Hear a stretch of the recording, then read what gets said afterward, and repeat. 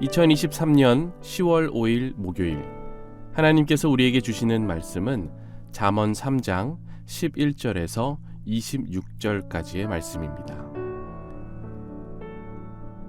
내 아들아, 여호와의 징계를 경히 여기지 말라.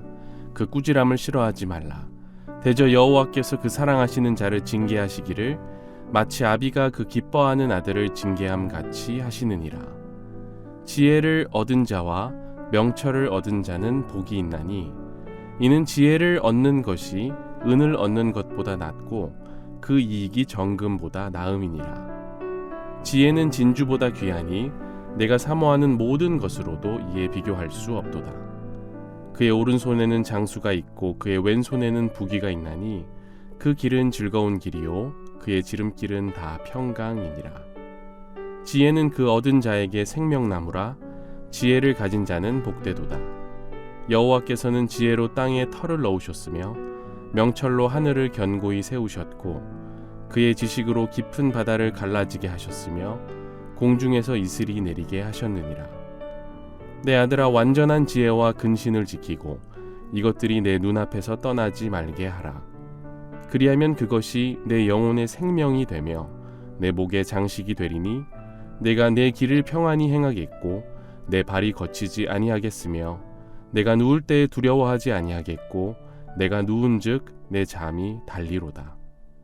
너는 갑작스러운 두려움도 악인에게 닥치는 멸망도 두려워하지 말라. 대저 여호와는 내가 의지할 이시니라. 내 발을 지켜 걸리지 않게 하시리라. 이 잠언은 우리에게 지혜를 주기 위해 쓰인 책입니다.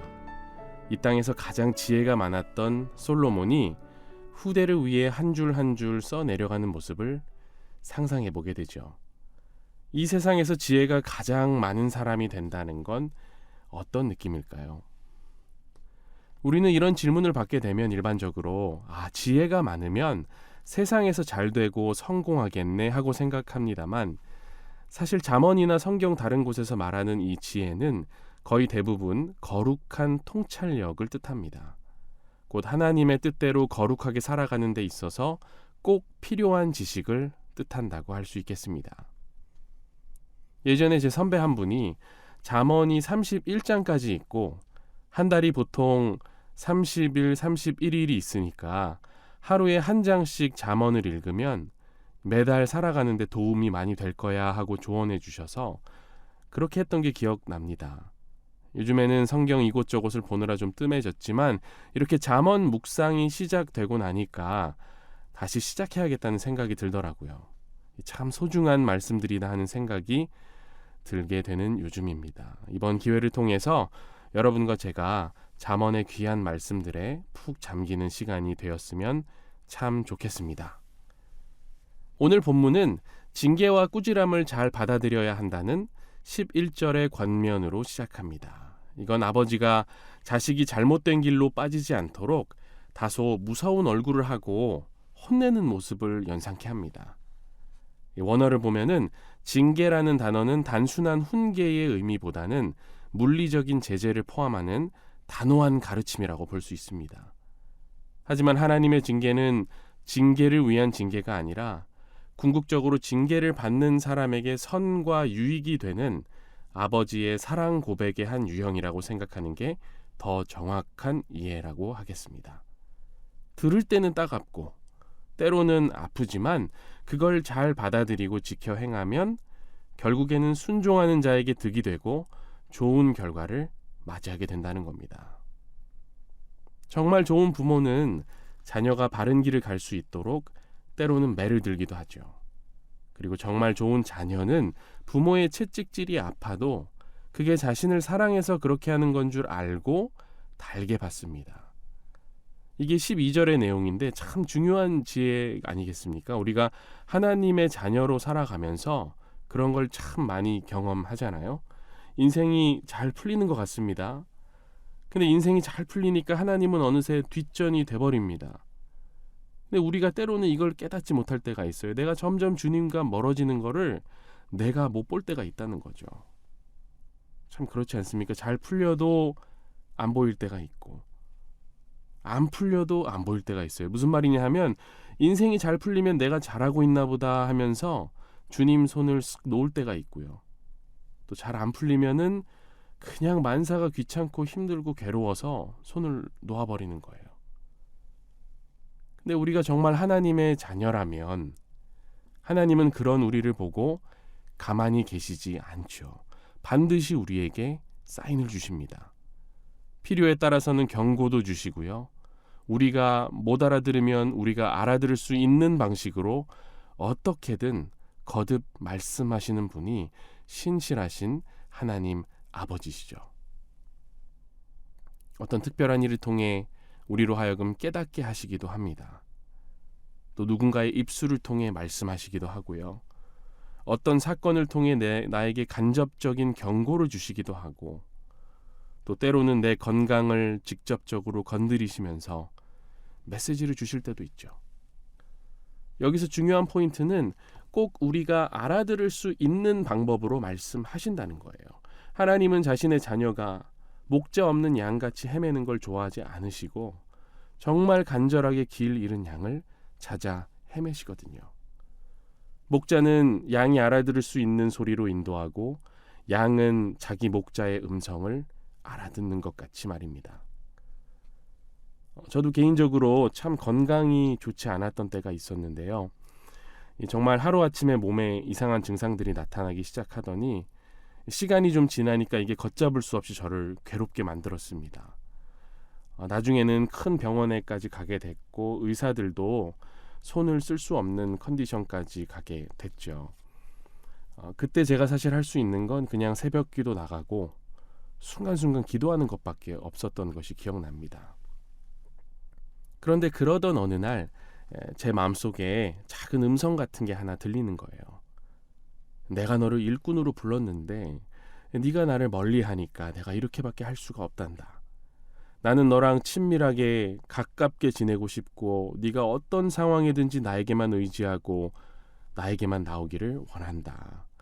그때 제가 깨달았어요. 나에게 벌어지고 있는 모든 일이 하나님의 손바닥 안에 있구나. 그리고 하나님 아버지는 그저 나와 아주 친밀한 관계로 나아가길 원하시는구나. 하나씩 하나씩 하나님과 저 사이를 가로막고 있던 크고 작은 장애물들을 치우기 시작했습니다. 생각보다 시간이 걸렸고 정리할 게 많았어요. 어쩌면 지금도 정리하고 있는 것들이 있는지 모르겠습니다. 그런데 그 과정에서 배우게 된 거는 하나님의 방법이 나에게는 가장 알맞은 방법이고 가장 건강한 방법이며 가장 복된 길이라는 겁니다. 오늘 본문에 빗대어 이걸 표현해 보면 영원한 저주의 길로 나 자신을 몰아가는 것보다 일시적인 하나님 아버지의 징계를 달게 받는 게 훨씬 유익하다는 겁니다. 이걸 깨닫는 게 복이고 이게 지혜라는 거죠. 그래서 이런 지혜를 깨달아 아는 게 이 세상 어떤 금보다 어떤 진주보다 귀하다는 말씀을 오늘 본문에서 하고 있는 겁니다. 또 16절을 보면은 그런 길을 따르는 자들의 왼손에는 북이, 오른손에는 장수가 있다고 하는데 히브리인들의 관념상 오른손이 능력과 축복과 위엄과 영광의 상징이라는 점을 우리가 생각해 본다면 지금 이 본문은 부귀보다는 장수를 강조하고 있는 거라고 볼 수 있죠. 곧 부귀는 우리가 일시적으로 이 땅에서 축적할 수 있는 거지만 오래 사는 복은 하나님 손에 달려 있고 하나님의 지혜를 따르는 자들에게 주어지는 복이라는 말씀입니다. 이 지혜의 길, 이 즐거운 길, 이 평강의 길을 함께 걷자고 오늘 아침 주님께서는 우리에게 손을 내미시는 겁니다. 한 가지만 더 보면 18절에 이런 말씀이 나오죠. 지혜는 그 얻은 자에게 생명나무라 지혜를 가진 자는 복되도다. 여기서 생명나무라는 단어는 영원한 생명과 참 평안의 원천을 뜻하는 은유적 단어라고 볼 수 있습니다. 좀 전에는 장수라는 단어를 강조하더니 이제는 영원한 생명을 뜻하는 나무를 거론하는 겁니다. 그러니까 오래 사는 것도 좋은데 하나님과 함께 영원히 사는 건 어떠냐고 묻는 것 같이 느껴지지 않으세요? 지혜를 가진 자들에게 이런 복이 있다는 거예요. 장수를 넘어 영생으로 나아가는 길이 열린다는 거죠. 우리가 이 땅에서 장수하다가 하나님 정하신 때에 눈을 감고 다시 하나님 품에서 눈을 뜨는 그날, 그리고 그 이후 하나님 나라에서 사는 삶에 대해 깨닫는 것이 지혜라는 겁니다. 더 나아가 신약으로 우리가 가보면 예수님이 요한복음 17장 3절에서 이렇게 말씀하시죠. 영생은 곧 유일하신 참 하나님과 그가 보내신 자 예수 그리스도를 아는 것이니이다. 예수님 어떤 분이십니까? 예수님은 우리가 일반적으로 지혜 그 자체이신 분이라고 하죠. 곧 참 지혜이신 예수 그리스도를 우리가 알면 우리가 하나님을 안다고 말할 수 있는 것이고 영생을 가졌다라고 얘기할 수 있는 겁니다. 같은 맥락에서 고린도전서 1장 30절을 보면 예수는 하나님으로부터 나와서 우리에게 지혜와 의로움과 거룩함과 구원함이 되셨다고 말씀하고 있듯이 오늘 이 아침 우리가 우리의 삶에서 예수 그리스도를 통해 우리에게 허락된 지혜와 의로움과 거룩함과 구원하심을 굳건히 붙들고 더 깊은 기도의 자리로 나아가기를 원합니다. 함께 기도하겠습니다. 사랑의 하나님 아버지, 매일 아침 우리에게 지혜의 말씀을 주시고 지혜 그 자체이신 예수 그리스도를 말씀과 기도 가운데 만나게 하시니 감사드립니다. 우리가 지혜를 잘 받아들이지 못하고 인생 가운데 길 잃은 양같이 헤매고 있을 때 주님은 우리를 결코 그냥 두지 않으시고 사랑의 매를 들어 징계를 내리시기도 한다는 것을 말씀을 통해 깨닫게 됩니다. 사랑의 매를 기꺼이 받을 줄 아는 성숙한 자녀 되게 하시며 늘 주님과 동행하는 복이 우리의 삶 가운데 있기를 기도합니다. 주님, 주님의 몸된 교회를 위해 기도합니다. 세상적인 방법으로 운영되는 교회가 아니라 오직 머리 되시는 예수 그리스도의 지혜로 우리 교회가 한 걸음 한 걸음 내딛기를 원합니다. 느리더라도 바르게 가게 하시고 걸음을 재촉할 때에도 우리의 발이 미끄러지지 않도록 주께서 꼭 붙들어 주옵소서. 특별히 우리 연동교회 세우신 위임 목사님을 비롯하여 동역하는 부교역자분들, 교회의 리더십과 재직분들과 직원분들이 한마음 한뜻으로 우리 교회에 맡겨주신 사역을 잘 감당하도록 건강과 평안과 지혜와 기쁨을 허락해 주시고 늘 인도하여 주옵소서. 더 나아가 주님 우리에게 허락하신 이웃들을 위해 기도합니다. 크고 작은 영적 열매를 맛보는 가을 되게 하시고 이웃을 향한 우리의 마음이 풍성하여 더 사랑하고 더 나누는 계절 되게 하옵소서. 가까운 이웃들부터 먼 이웃들, 더 나아가 북녘 땅에 있는 우리의 형제 자매들까지 기도로 품게 하시고 복음의 역사가 우리를 통해 번져나가 온 세상을 충만하게 하고 온전케 하는 역사를 경험하게 하옵소서. 더불어 오늘도 세계 곳곳에서 어려운 상황 가운데에서도 복음 사역을 감당하고 있는 선교사님들에게 일용할 양식과 신령한 복을 허락해 주시고 수고하며 전하는 복음을 통해 많은 백성이 주님께 돌아오는 은혜 넘치는 사역들 되게 하옵소서. 감사드리며 이 모든 것 우리 주 예수 그리스도의 이름으로 간절히 기도합니다. 아멘.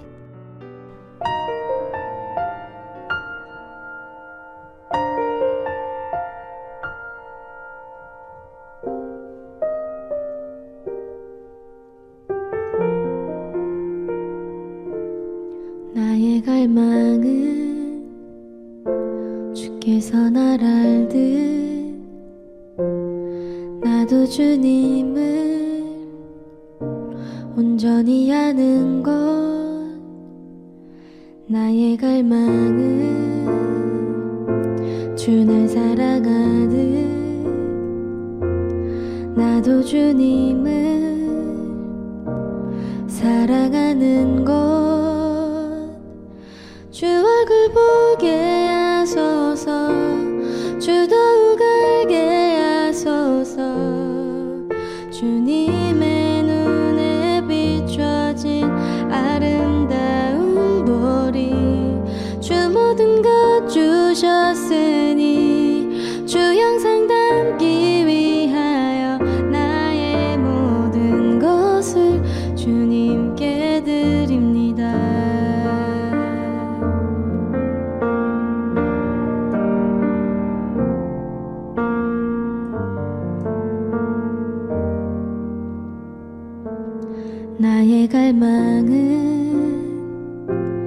내 모든 삶을 사랑의 제사로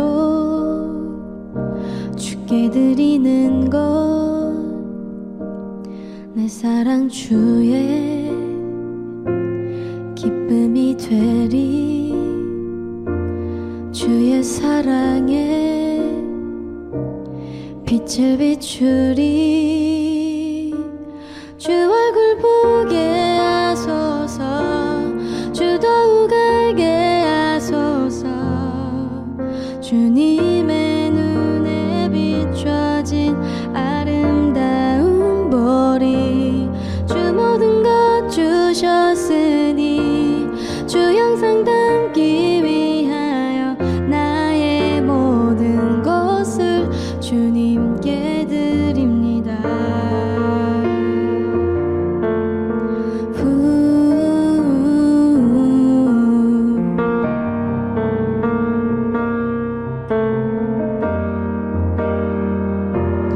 주 얼굴 보게 하소서 주 더욱 알게 하소서 주님의 눈에 비춰진 아름다운 보리 주 모든 것 주셨으니 주 형상 담기 위하여 나의 모든 것을 주님께 드립니다.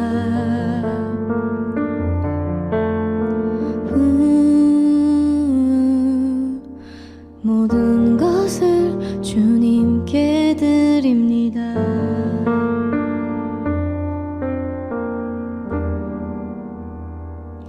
나의 모든 것을 주님께 드립니다.